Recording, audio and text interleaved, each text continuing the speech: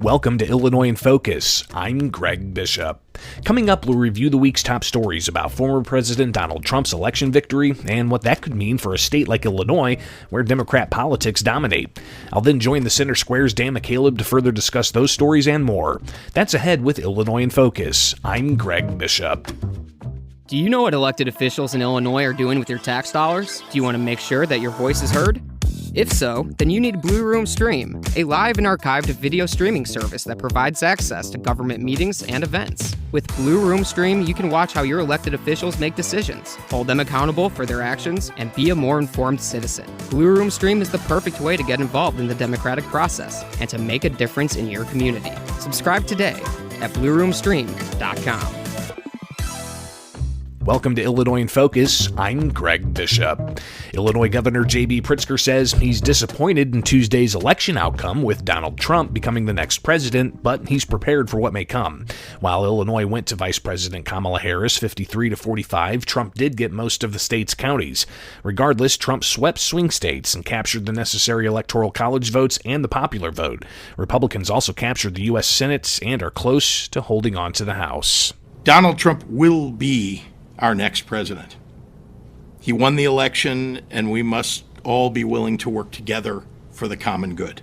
Pritzker said that he's been through part of a Trump administration before as a governor. Chaos, retribution, and disarray radiated from the White House the last time Donald Trump occupied it. Perhaps this time may be different.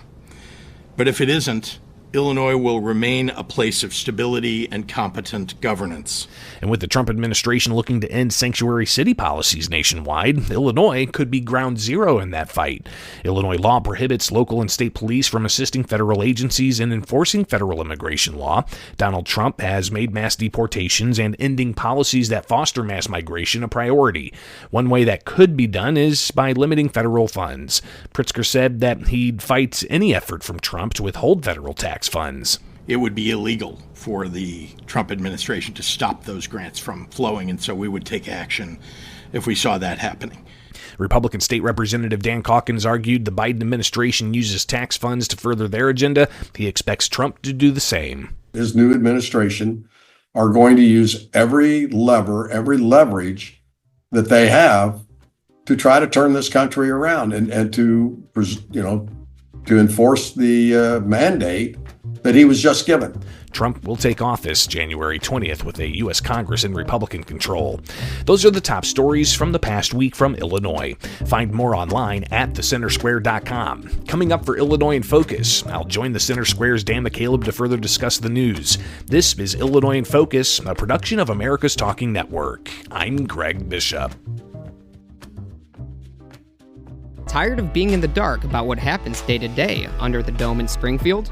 Do you want to be more informed in the decision-making process? If so, you need Blue Room Stream, a live and archived video streaming service that provides access to government meetings and events. With Blue Room Stream, you can watch elected officials in action, holding them accountable, and having your say on issues that matter most to you. Blue Room Stream is the perfect way to stay informed about Illinois state government and to be a more engaged citizen. Become a subscriber today at blueroomstream.com.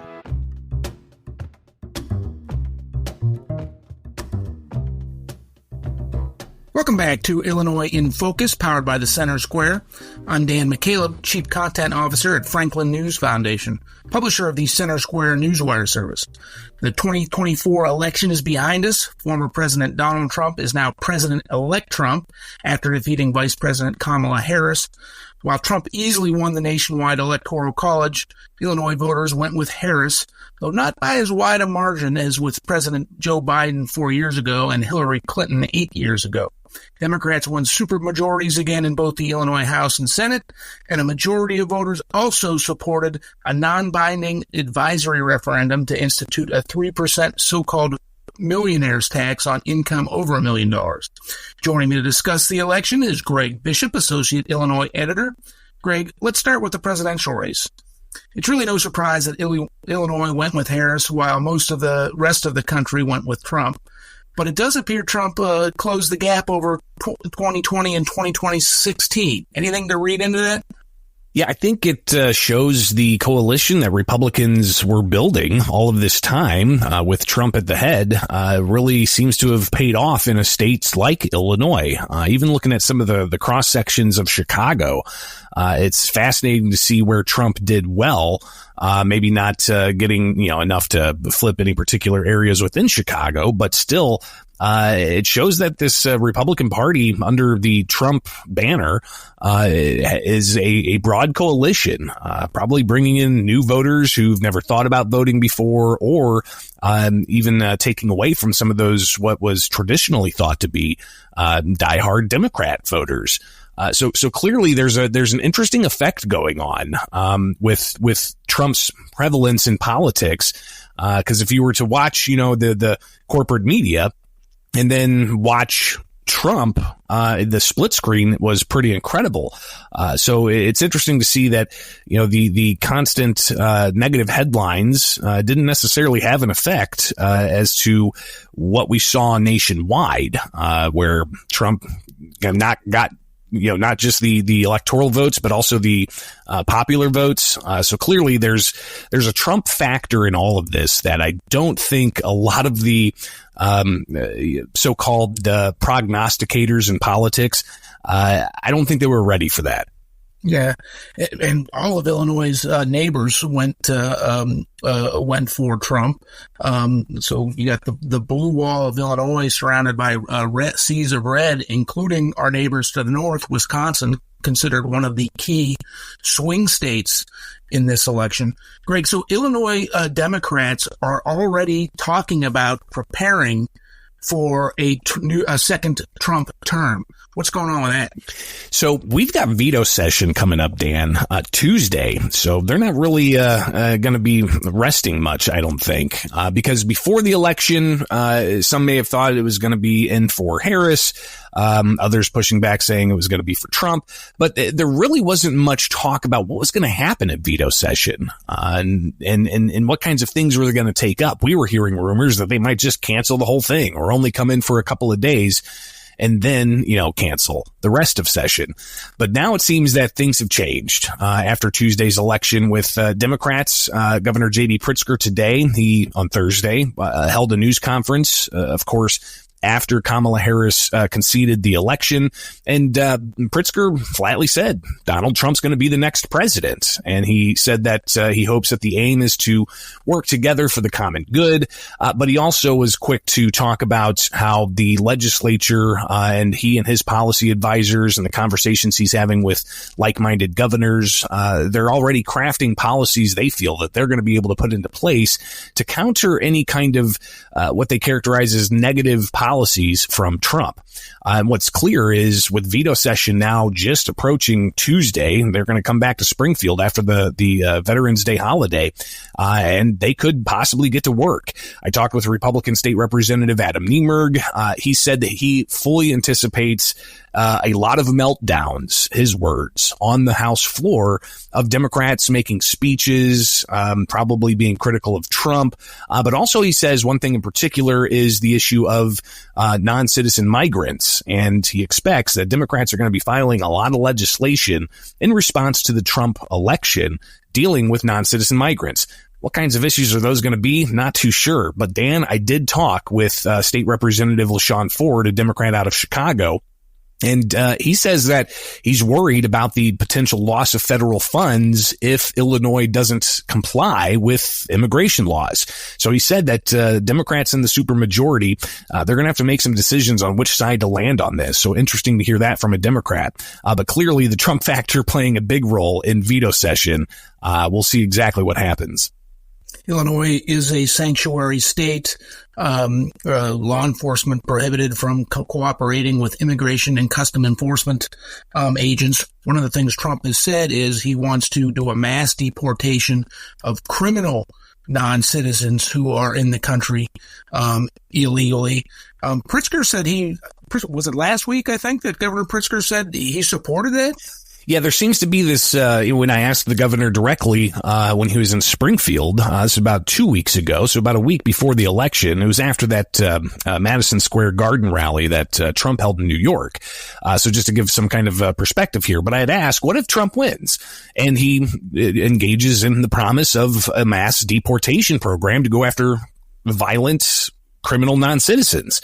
And Pritzker did say, yes, violent non-citizens should be arrested and or deported back to their home country. But Pritzker then said he almost characterized Trump's ambitions as going beyond that and going after all of those who are here as non-citizen migrants. So I think you're going to see some Democrats agree that violent non-citizen migrants need to be deported, but there's still going to be a push of those, especially in Illinois, a sanctuary state with a sanctuary city like Chicago, that are going to try to find some way to double down or reinforce or refine these so-called sanctuary laws. But one thing's clear is Pritzker did say today that even when Trump wasn't in office, they were fully anticipating that someday somebody like Trump or Trump could possibly get back into office. So they passed a lot of laws to reinforce their progressive policies in the land of Lincoln. Yeah, particularly when it comes to reproductive rights. Pritzker has been highly critical of Trump and his administration after the U.S. Supreme Court overturned Roe v. Wade and sent the abortion issue back to the states. As you mentioned, Illinois has already passed all kinds of laws in response to that to protect women's reproductive rights and the right to have an abortion. Anything more that they're considering? Do you know yet? Or yeah, it's a good question. I think we'll hear a lot of posturing and policy proposals as a veto session goes on, but it's not just veto session that's coming up. We've also got lame duck session, which is going to happen in early January. That's going to be the tail end of the 103rd General Assembly before the new 104th General Assembly is seated. So the governor's even said, listen, there's going to be a lot of discussion about these myriad of policies, be it, reproductive issues, be it immigration issues. There's even been some talk about gun control as part of a way to counter whatever a Trump administration may bring about, especially with Republicans in control of the Senate and the House. For instance, could there possibly be a national reciprocity movement to allow for somebody who has a concealed carry in Missouri to come into Illinois and have their concealed carry permits recognized? So, a lot of different policy issues, especially coming from a Democrat-controlled state like Illinois, up against the Republican-controlled Senate and the House and the presidency. Dan, I think we at the Center Square in Illinois are going to be on the precipice of reporting that. So hopefully people do stay tuned to the centersquare.com.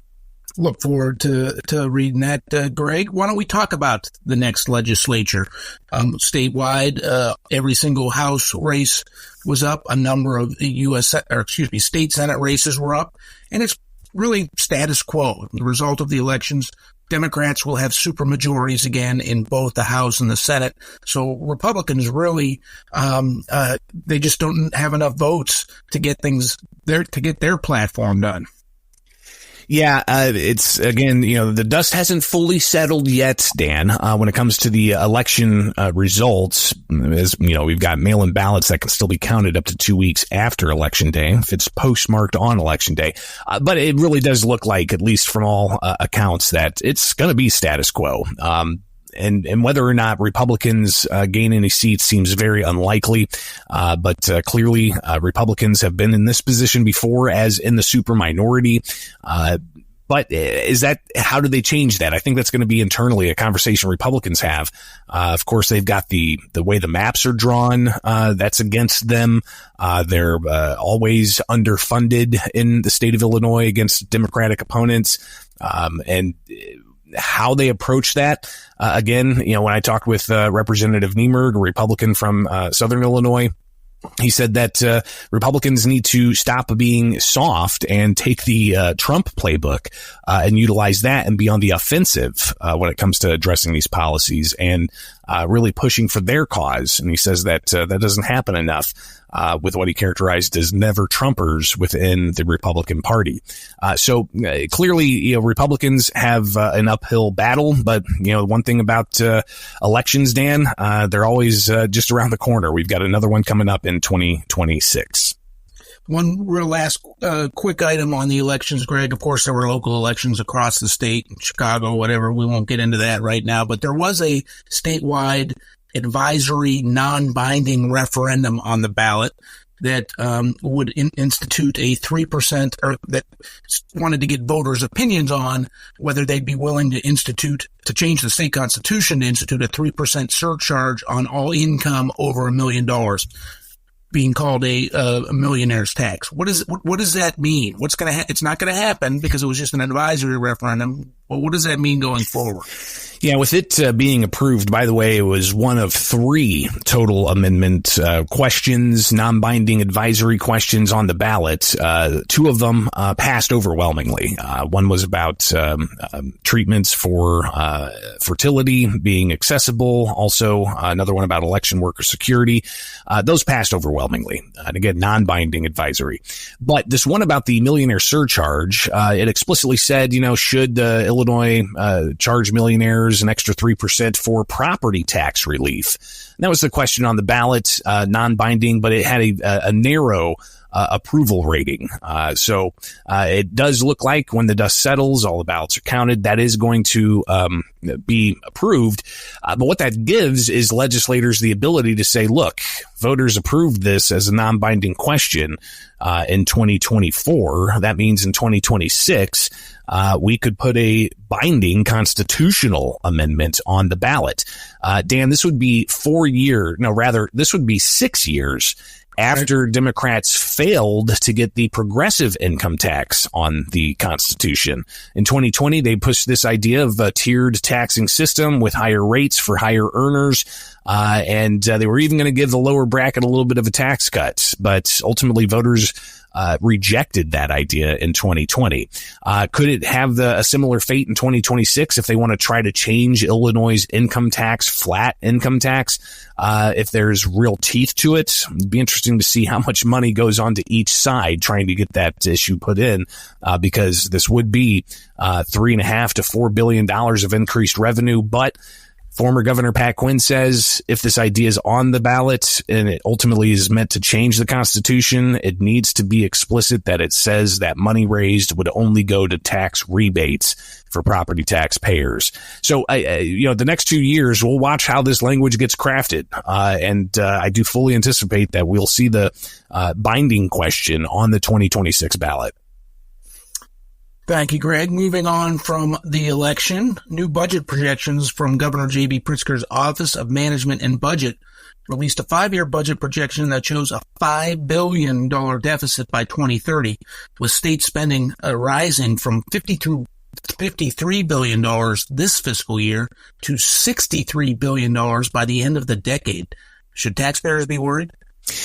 This is always interesting to see these types of reports, these 5-year projections and estimations, especially after the governor touts having passed and enacted 6 balanced budgets as governor.